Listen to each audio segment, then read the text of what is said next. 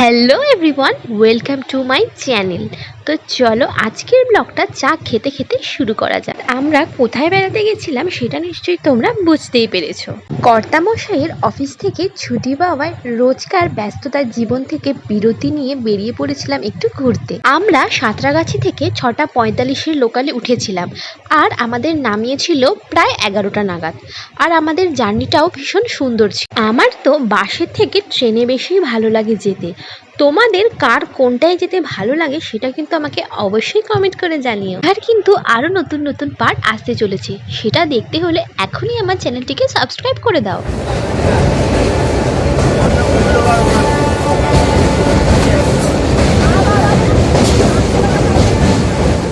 তো ফাইনালি আমাদের স্টেশন এসে গেছে, আমরা নেমে পড়েছি।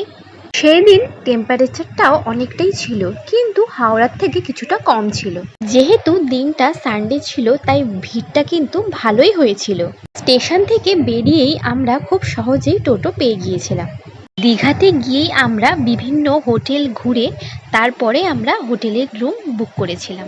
দেখো আমরা টোটোয় উঠে পড়েছি, এবার হচ্ছে হোটেল দেখার পালা। আমরা নিউ দীঘাতেই হোটেলের রুম নিয়েছিলাম।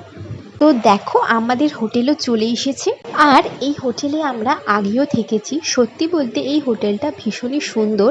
তোমরা যদি কখনো নিউ দীঘায় থাকো তাহলে অবশ্যই এই হোটেলটায় থেকো, তোমাদের সত্যি ভীষণ ভালো লাগবে। ফাইনালি আমরা হোটেল এসে গেছি আর বাইরে প্রচন্ডই গরম ছিল। তো চলো প্রথমেই ব্যালকনি দিয়ে তোমাদের ভিউটা দেখাই। ওই যে সামনে সমুদ্র দেখা যাচ্ছে আর পরিবেশটাও ভীষণ সুন্দর লাগছিল। আমাদের হোটেলটা ছিল রানীকুঠির ঠিক পাশেই, আর আমাদের রুমটা দেখাবো এর অন্য পার্টে। তারপর একটু ফ্রেশ হয়ে আমরা রেডি হয়ে বেরিয়ে পড়েছিলাম সমুদ্রে যাব বলে। জার্নির যতই ক্লান্তি থাকুক সমুদ্রেতে তো যেতেই হবে, কি বলো তোমরা? আমার গুড্ডুরও কিন্তু বেশ মজা, কারণ তার এটা নিয়ে 3বার হলো সমুদ্রে আসা। তো দেখো কথা বলতে বলতে কিন্তু আমরা সমুদ্রের কাছে এসে গেছি। প্রথমে আমরা ডাব খেয়েছিলাম, তারপর আমরা সমুদ্রে নেমেছি। তো তাপমাত্রাটা এতটাই ছিল যে আমাকে দেখে হাসি পেলেও এইরকম না করলে দাঁড়ানো যাচ্ছিল না। তো চলো এবার সমুদ্রে নামা যাক। আমরা যেহেতু 1:30 নাগাদ নেমেছিলাম সমুদ্রে, তাই জলটা দেখলাম বেশ খানিকটা দূরে ছিল। আর এদিকে দেখো গুড্ডুকে, সে কিছুতেই সমুদ্রে নামবে না।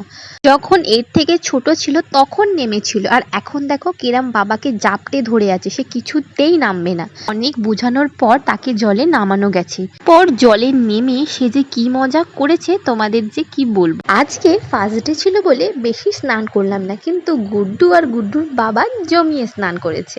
ওর দুপুরবেলা খাওয়া দাওয়া করে রেস্ট নিয়ে সন্ধ্যাবেলা চলে এসেছিলাম মার্কেট ঘুরতে। খেতে এসে প্রথমেই খেয়েছিলাম মাছ ভাজা। সমুদ্রের কাছে এলে মাছ ভাজা তো খেতেই হবে, কি বলো তোমরা? প্রথমে যে মাছ ভাজাটা নিয়েছিলাম সেটা খুব একটা ভালো ছিল না, কিন্তু তার পরেরটা সত্যি ভীষণ ভালো ছিল। কিন্তু মেয়ে যেহেতু খুব একটা মাছ ভাজা খেতে পারেনি, তাই মেয়ের আবদারে চলে গিয়েছিলাম মোমো খেতে। এখানকার মোমোটা ছিল খুবই টেস্টি, কিন্তু স্যুপটা খুব একটা ভালো ছিল না। আর এদিকে দেখো আমার গুড্ডু কেমন একা একাই মোমো খেতে শুরু করে দিয়েছে। আজ আর মার্কেটটা বেশি ঘুরিনি, অল্প কিছু খাওয়া দাওয়া করেই আমরা হোটেলে ফিরে গিয়েছিলাম। তো চলো দীঘার ডে 1টা এখানেই এন্ড করছি। দেখা হবে দীঘার ডে 2 ব্লগটার সাথে। আজকের ভিডিওটা ভালো লেগে থাকলে অবশ্যই কমেন্ট করে জানিও আর একটা লাইক করে দিও, আর সাবস্ক্রাইব করতে ভুলো না যেন। আর যারা ফেসবুক থেকে আমার ভিডিওটি দেখছো তারা অবশ্যই ফলো করে দিও। যাওয়ার আগে আমাদের হোটেলের রুম থেকে রাতের ভিউটা দেখিয়ে দিই চলো, কি সুন্দর লাগছে তাই না? তো চলো আজকের মতো টাটা।